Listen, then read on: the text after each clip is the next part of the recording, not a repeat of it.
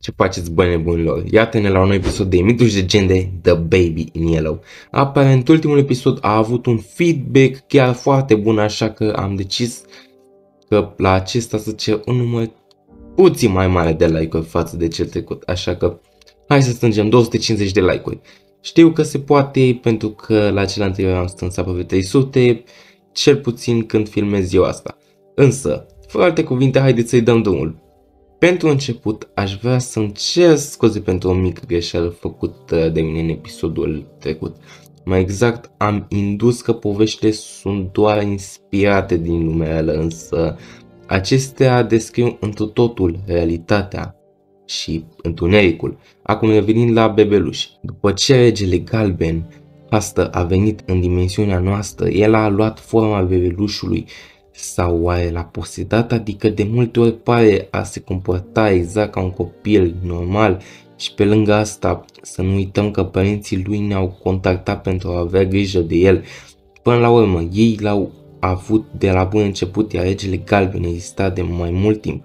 Așa că putem concluziona că regele galben doar îl posedă pe copil. Un alt personaj important aici este însuși Pigman. Aflăm povestea sa din novela intitulată Modelul lui Pigman. El era un pictor care picta tot felul de imagini îngrozitoare, tot felul de monștri extrem de înfiorători, până când într-o zi calitatea sa de membru i-a fost luată de galeria de artă din Boston. Carter este scriitorul acestei novele și totodată a fost un prieten de-a lui Pigman. Pigman a dispărut dintr-o dată nemai fiind urmă de el. Însă, la un moment dat, acesta e invitat la galeria secretă a unui om cu haine degradate, Pigman încredințându-i că Carter este un adevărat adept. După chestia asta, Pigman continuă picturile sale sinistre, ele fiind din ce în ce mai creepy, iar mintea sa o ia raznă, întrucât atunci când aude o bătaie în ușă, reacția sa este să îl împuște pe acel om. Carter a găsit în acel timp o hârtie rulată și o ia în buzunar. Fără să-și dea seama, el pleacă cu ea și descoperă că Pigman nu desena toate acele entități diabolice din capul său, ci acestea erau întru totul din lumea reală.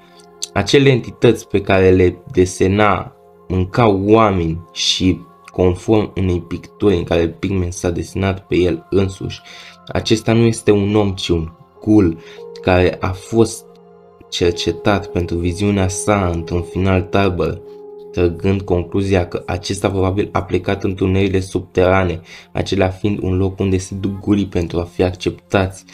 Cu alte cuvinte, Pigman era un dereglat care își ducea picturile la extrem și era foarte sinistru.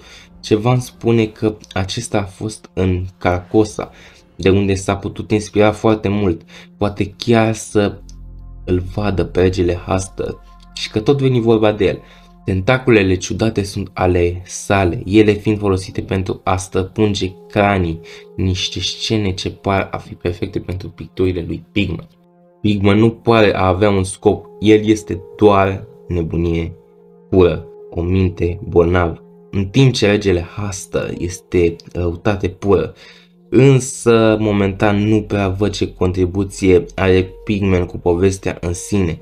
Rămâne de văzut pe viitor totuși, însă presimt că acesta va avea un rol gigant. Dar oare ce rol va avea copilul pe viitor? Mai ales că în chapter 3, după ce îl eliminăm și deschidem acea poartă ciudată, ne apar niște clone de ale lui.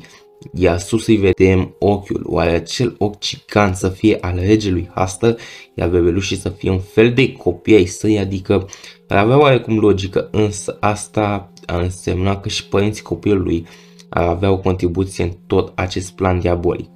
Însă vreau să aud și părerea voastră despre tot ce se întâmplă aici. Voi ce credeți despre identitatea copilului? Aștept răspunsurile voastre în comentarii. Nu uitați, like, share, subscribe, cât mai multe comentarii, server de Discord în descriere. Eu am fost Slimer, ne mai auzim. Ce-a pățit? Uitați-vă!